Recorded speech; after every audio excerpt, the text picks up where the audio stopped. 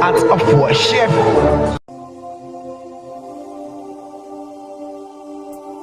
Created in the very image of God, spectacle to the world, beheld in awe by the heavenly creatures. Glory was one thing to discuss and power another subject. Placed in his love, we saw God in full dimension, the high definition of the all in all. You call it the heavenly concept, but there was nothing like it. No feeling was better, so ecstatic, joyous, fun. I remember that very day when God picked up dust and formed us out of it in his own image and likeness. And after forming us, he saw us as a lifeless being, so he breathed into us the breath of life that we became living beings. Then did our pear-shaped heart start beating and our lungs start taking in air and bringing out air.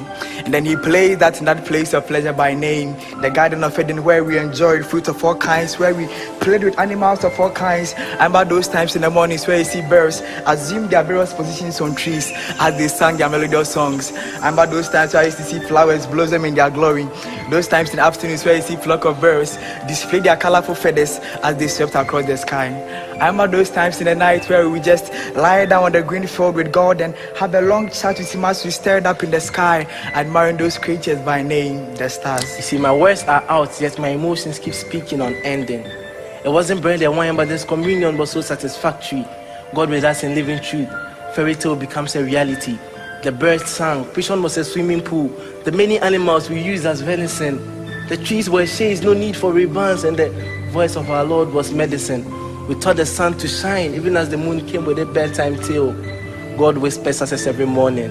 Everything was viewed on a larger scale, but this is just a flashback before man recorded his first trill. So he was glorified, and into God's image he was magnified. Even more so, he was in a beautiful garden. But just like Oliver Twist, he wasn't satisfied. He wanted to be magnified into the magnifier. He wanted to be greater than the creator. His excuse, well, he says he was deceived by the serpent.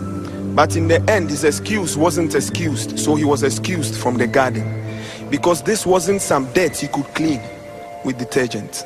How did man stoop so low to commune with one of cattle? So ironic their conversation was in the garden's middle. A king and queen taking counsel from nothing. But as if that wasn't enough, the spiritual became an earthling. What was once beautiful became corrupted. A light to the world, but to the darkness he wallowed. A light on earth, the darkness swallowed. Perhaps history should have recorded Eden's middle as the foremost wonder of the world. How did the serpent rob man of his glory, ripping the crown from right off his head?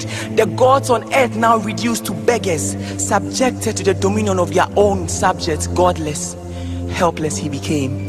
Nonetheless, the devil's onslaught was relentless. And so the deed was done, and man fell. His final destination, hell.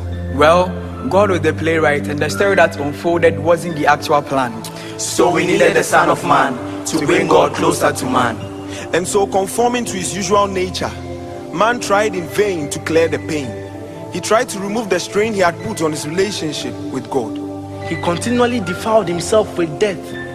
Excuses was the order of day, but acting righteous wasn't just the best. Upon all the sprinkling of the blood of bulls and goats, the death of sin was still on our bodies. See, man had fallen deep, so deep in sin that he was blinded by the darkness. Accustomed to his newfound senses, he worked his way up a system designed to keep him falling and falling. Although in our sinful states we were down to nothing, yet God was up to something. Shall the prey be taken from the mighty, or the lawful captives delivered? But thus saith the Lord, even the captives of the mighty shall be taken away, and the prey of the terrible shall be delivered. For I will contend with him that contendeth with thee, and I will save their children.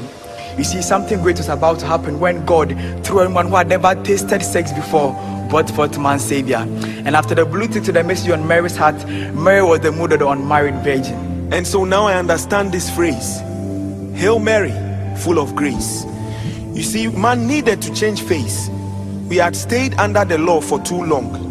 And so through Mary, God began the process of righting every wrong. And so the spirit-filled words of God began to form flesh in Mary's womb. Fertilization began at the upper part of Mary's fallopian tube. How beautiful was the ciliary motion that guided the son into the uterus. Limb by limb, blood vessel by blood vessels, bone to bone. Heart was put in place. This pear-shaped drummed a rhythmic pattern that reverberated throughout his whole body. Diastole and systole was set in motion. Eyes were fixed into their eye sockets. Perfectly shaped ears at their right positions. The neck breathed out from the shoulders to say Aquaba to the head. The baby was formed. Then at the break of the bottle, this baby made a transition from the mother's womb into the world. The light of the world was born, uttered words, written script, spirit bread now in the body of men took form. Even though there was no room for him in the inn, he was still born. There was no labor ward, no hospital. And Joseph, who was nowhere near a professional, In fact, a carpenter. and I'm still wondering, how did he cut the umbilical cord? His birthplace a stable, his baby caught a manger. His place of birth never displeased him, for his was for being placed on earth. And so the sweet beloved Son of God, there in the manger he laid. But how is this meaningful? Sarcastically played. But he thought it not robbery that at the end he will be raised. His beginning must be humble, but the latter shall be great. So this man God, or this God man, or this catastrophe of human biology, this redefinition of parthenogenesis, this genesis of a generation of new creations was cradled in a virgin's arms. God himself stooped so low, mad to the shock of the heavenlies. In man Noel was given, all hail the hope of the world. Jesus Christ came to save his people from their sins. He came to save us from our sins. He shaped, deleted our system. Systematically, all our sinful files got permanently deleted. And so I guess that is why we are gathered here. His birth brought the end to death. Jesus Christ is the reason for the season. The Christ in Christmas. The Christ who came to clear our mess. Christmas is about love. So let the love spread. Look for those who lack bread. Help them forget their dread. Forgive those you have to forgive. The clothes, the parties, the shoes, they are all important.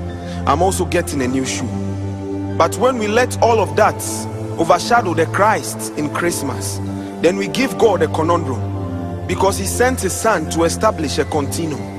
And so it is very beautiful that we gathered in beautiful clothes to pass across a beautiful message about a beautiful birth. So this is what Christmas actually looks like. It's not just the christening of some miracle baby at a Sunday morning mass, past fancy clothes, fatty foods, and a house full of hymns. For the Christ must needs come, not just for a celebration, but to compound the mass of sin that has formed isotopes of varying races all over the world. This is why we celebrate, for in man was the Elohim to bring us back to fellowship with him, the place of oneness. And this is because when a star appeared, grace shone. This divine teleportation of free play origin invaded our space of disgrace to catapult us back to a place of perpetual satisfaction, better than homestays. So we urge you all, never let this Christmas be dull. And in frying your chicken, remember to use Phytol. Phytol, Nonetheless, Keep first things first. Make sure you don't fall. Always seek to project the Christ in Christmas, so that Mary wouldn't tell Mother Eve, in vain did I conceive.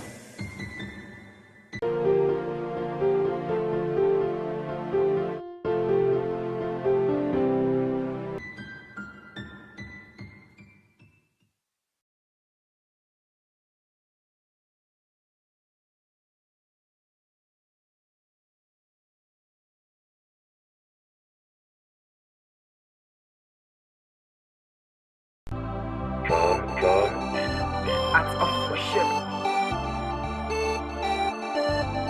Let's go.